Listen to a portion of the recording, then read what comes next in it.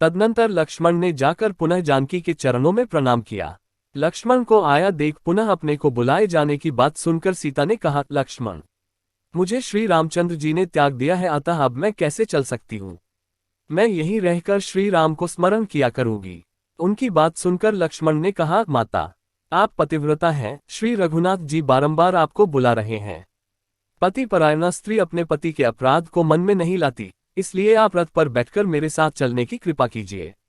लक्ष्मण की ये बातें सुनकर सीता सभी तपस्विनी स्त्रियों तथा मुनियों को प्रणाम करके मन ही मन श्री राम का स्मरण करती हुई रथ पर बैठकर अयोध्या की ओर चली।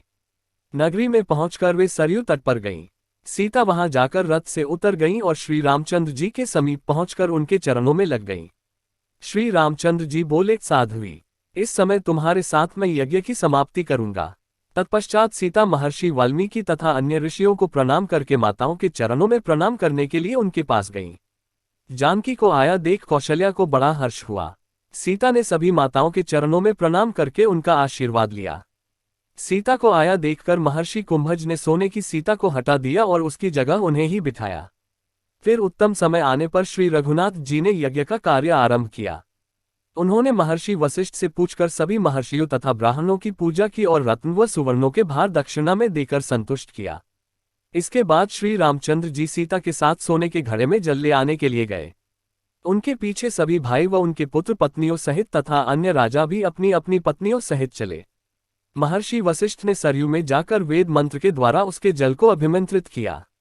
वे बोले, हे जल, तुम श्री रामचंद्र जी के यज्ञ के लिए निश्चित किए हुए इस अश्व को पवित्र करो।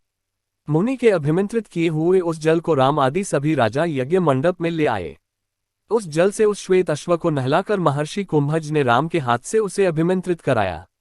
श्री रामचंद्र जी अश्व को लक्ष्य करके बोले, महावाह, ब्राह्मणों से भरे इस यज्ञ मंडप में तुम मुझे पवित्र करो। ऐसा कहकर श्री राम ने सीता के साथ उस अश्व का स्पर्श किया। उस समय ये बात सभी ब्राह्मणों को बड़ी विचित्र लगी। वे कहने लगे, अहो, जिनके नाम का स्मरण करने से मनुष्य बड़े बड़े पापों से छूट जाता है, वे ही श्री रघुनाथ जी यह क्या कह रहे हैं। क्या अश्व इन्हें पवित्र करेगा।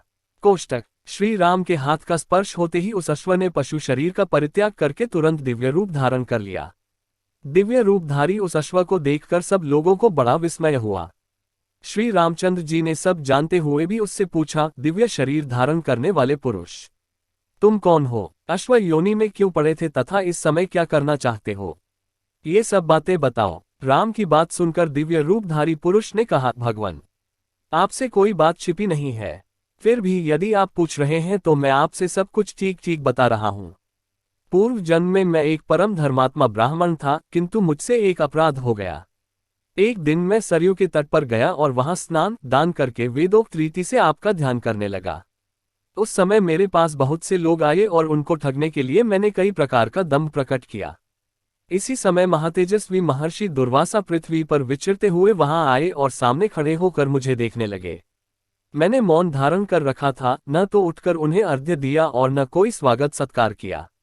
महर्षि दुर्वासा का स्वभाव तो यूं ही तीक्ष्ण है। मुझे दम्भ करते देखकर वे प्रचंड क्रोध के वशीभूत हो गए तथा शाप देते हुए बोले, तापसाधम, यदि तू सरयू के तट पर ऐसा घोर दम्भ कर रहा है तो पशु योनि को प्राप्त हो जा। मुनि के शाप को सुनकर मुझे बड़ा दुख हुआ और मैंने उनके चरण पकड़ लिए। तब मुनि ने मुझ पर महान अनुग्रह किया।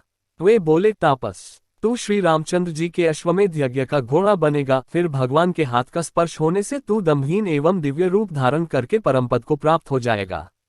महर्षि का दिया हुआ ये शाप मेरे लिए अनुग्रह बन गया। अनेक जन्मों के बाद भी जिसकी प्राप्ति कठिन है वही आपकी अंगुलियों का स्पर्श आज मुझे प्राप्त हुआ है। महाराज, अब आज्ञा दीजिए, मैं आपकी कृपा से महत्पद को प्राप्त हो रहा हूँ।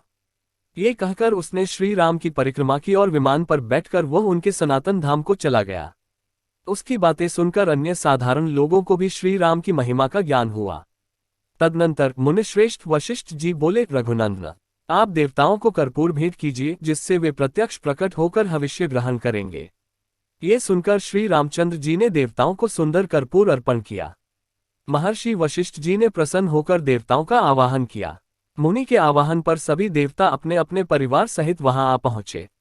यज्ञ की हवि का इंद्र सहित सभी देवताओं ने आस्वादन किया। इसके बाद सभी देवता अपना अपना भाग लेकर अपने धाम को चले गए। स्त्रियां श्री राम के ऊपर लाजा खीर की वर्षा करने लगीं। तब श्री राम ने सीता के साथ सरयू के पावन जल में स्नान किया। इस प्रकार भगवान श्री राम ने सीता के साथ 3 अश्वमेध यज्ञों का अनुष्ठान किया और अनुपम कीर्ति प्राप्त की।